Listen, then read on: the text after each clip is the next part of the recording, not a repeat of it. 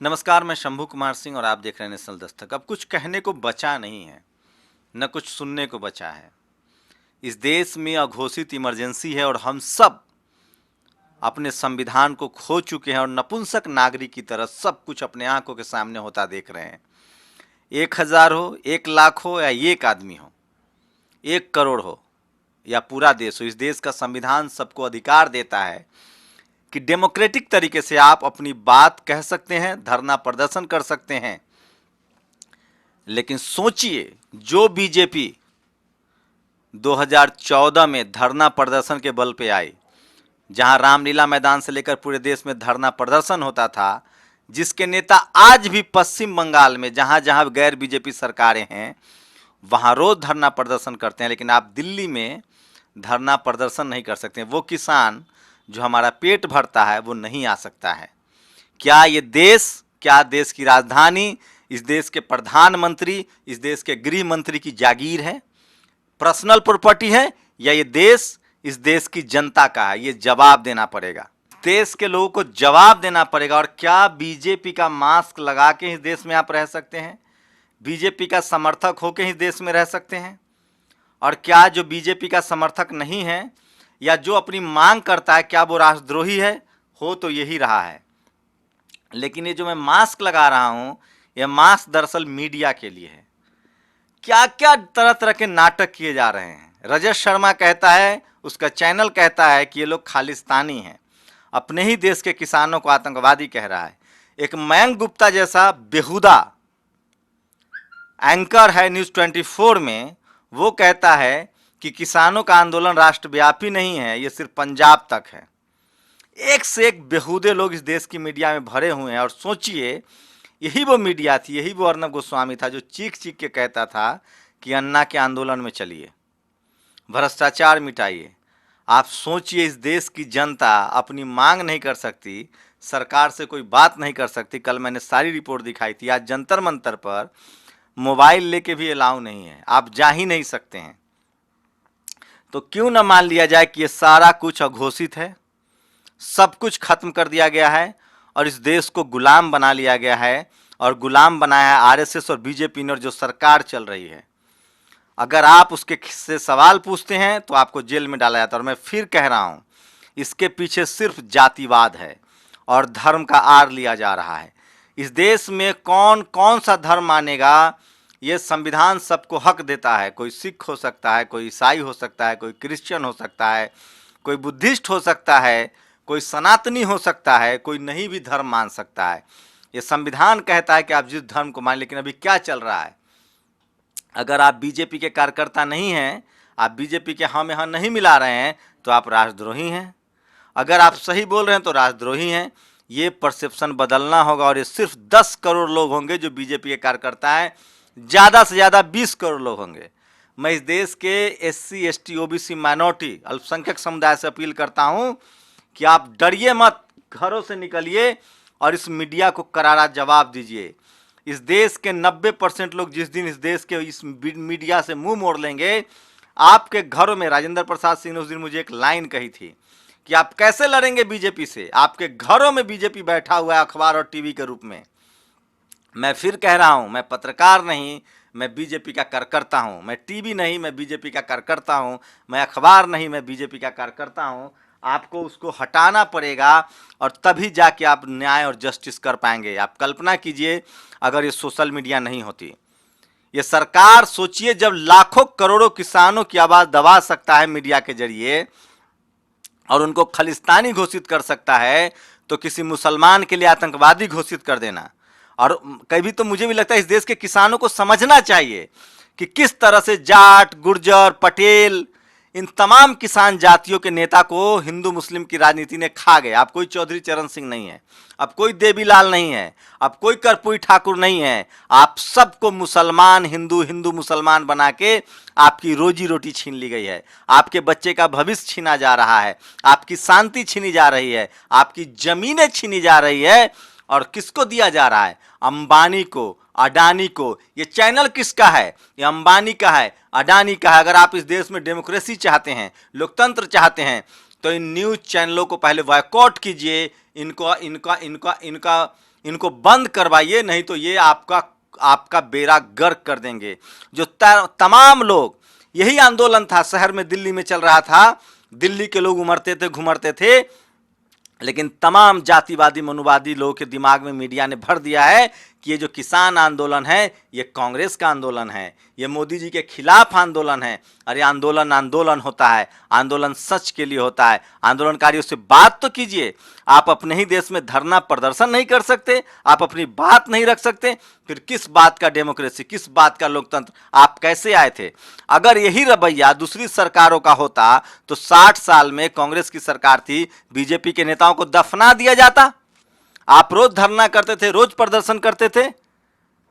आज पत्रकार social media पर बोलिएगा, आपको जेल में डाल दिया जाएगा, आप पर एफआईआर लिख दिया जाएगा। जिस दिन इस देश के 90 करोड़ लोगों ने संविधान बचाने की सोच ली, इनकी जेलें खाली हो जाएंगी और अमित शाह और मोदी कल फिर से गद्दी से उतरेंगे।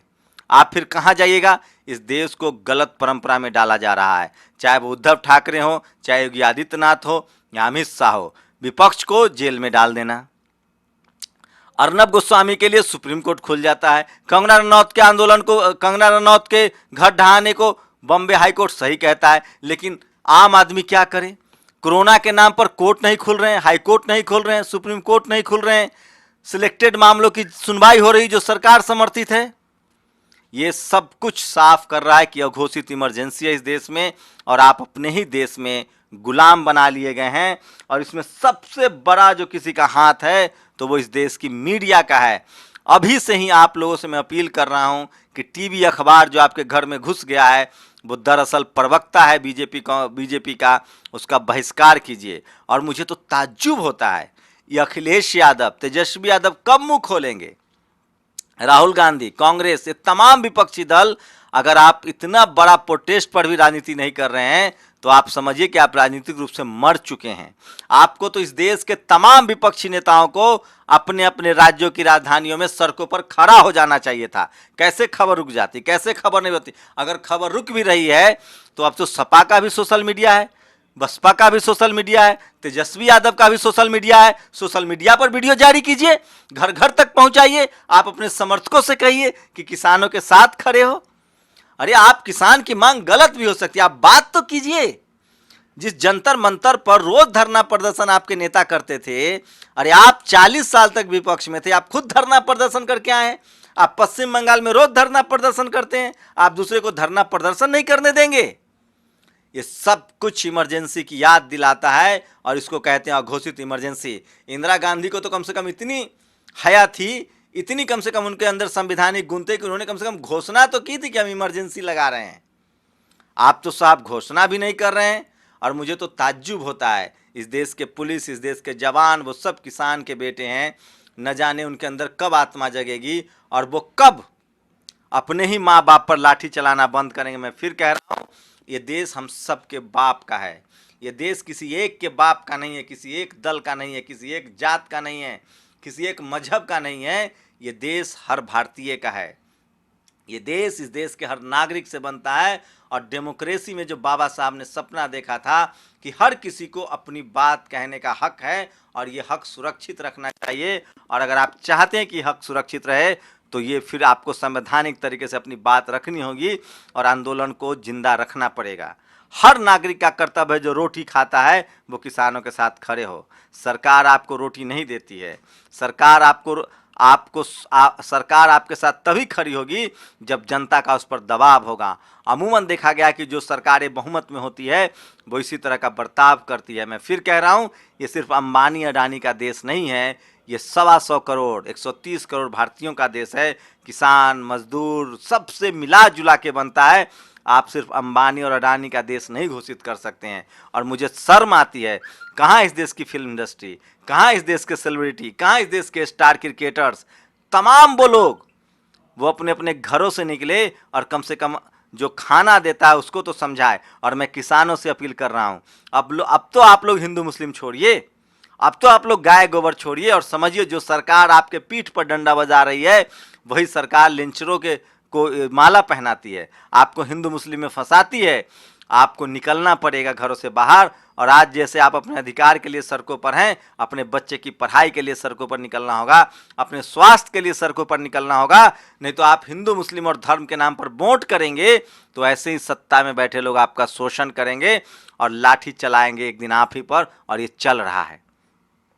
मैं इस देश के किसानों से अपील करता हूँ, मैं इस देश के जाट, गुर्जर, पटेल, किसान जातियाँ, उनसे अपील करता हूँ, आपको जातिवाद छोड़ना पड़ेगा, आपको धार्मिक कट्टरता छोड़नी पड़ेगी, आपको स्कूल, अस्पताल, रोजी रोटी के मुद्दे पर वोट करना पड़ेगा।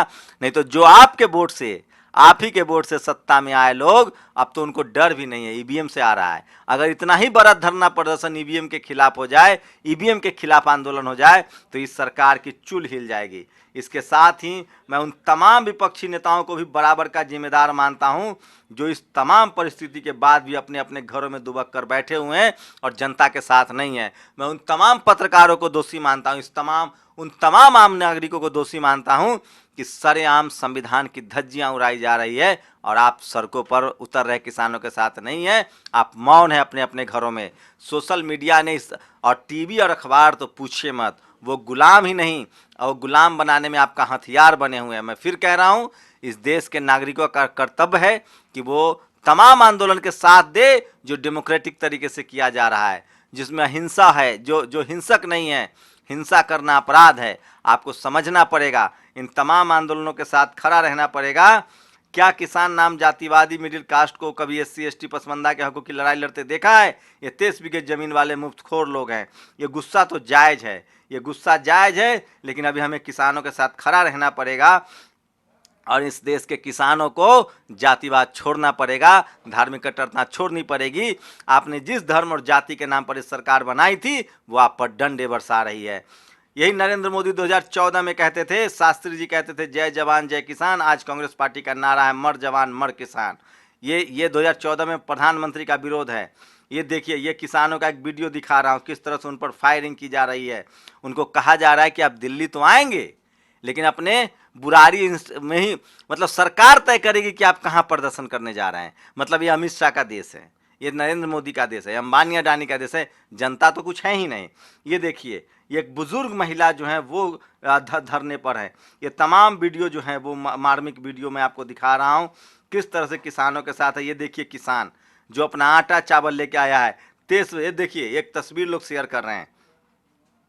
वाटर कैनन चलाने वाले जवान को भी किसान पानी पिला रहे हैं, महिलाएं रोटी बेल रही हैं। ये देश किसान मजदूर लाचारों से बनता है। ये कार्टून देखिए, प्रभु बेरोजगारी महंगाई आत्महत्या चुप मूर्ख धर्म खतरे में है।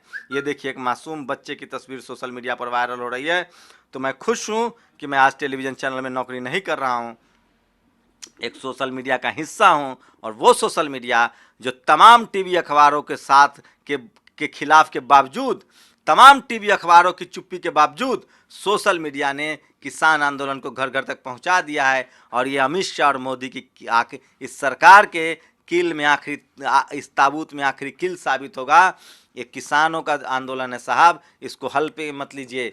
इस देश में लगातार इस देश की मीडिया ऐसा करती रही है। दलितों का आंदोलन हो तो दलित जो हैं वो उग्रवादी हैं, वो देश विरोधी हैं। आदिवासियों का आंदोलन हो तो वो नक्सलवादी हैं। आप मुसलमानों का आंदोलन हो तो वो आतंकवादी हैं।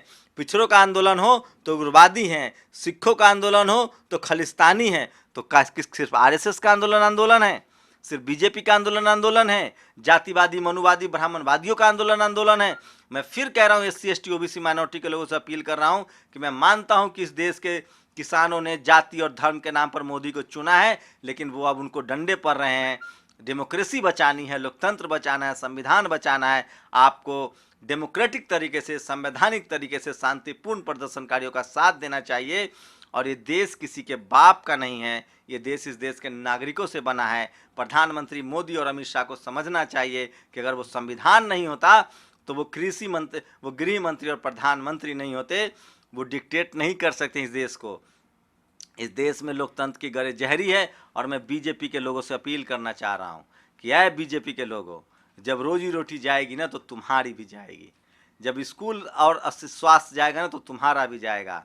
60 रुपये किलो आलू तुम भी खरीद रहे हो, 40 रुपये प्याज तुम भी खरीद रहे हो। फ़र्क इतना है कि तुम धर्म के नाम पर अंधे हो गए हो, तुम मुसलमान के नाम पर अंधे हो गए हो। इसलिए मैं कह रहा हूँ अपने अब भी समय है, जगिए और देश को बचाइए, संविधान को बचाइए। मैं टीवी अखबार के लोगों से कहना चाह रहा हूँ कि अगली बारी आपकी भी आएगी और सरकार आपको भी नहीं छोड़ेगी। जब किसी के मुंह खून लग जाता है ना तो वो बारी बारी से सबका कत्ल करता है।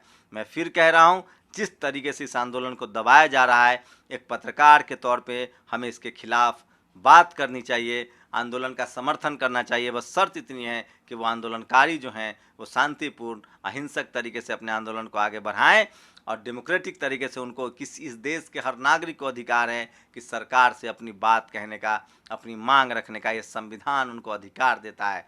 लेकिन जिस तरह से संविधान को नकारा जा रहा है, जिस तरह से डेमोक्रेटिक सिस्टम का मजाक बनाया जा रहा है, इस देश को काफ़ी भुगतना पड़ेगा। और मैं इसलिए कहता हूँ, अगर बाबा साहब का संविधान नहीं होता तो आज हमारे आपके सर से तन से कपड़े भी उतर जाते।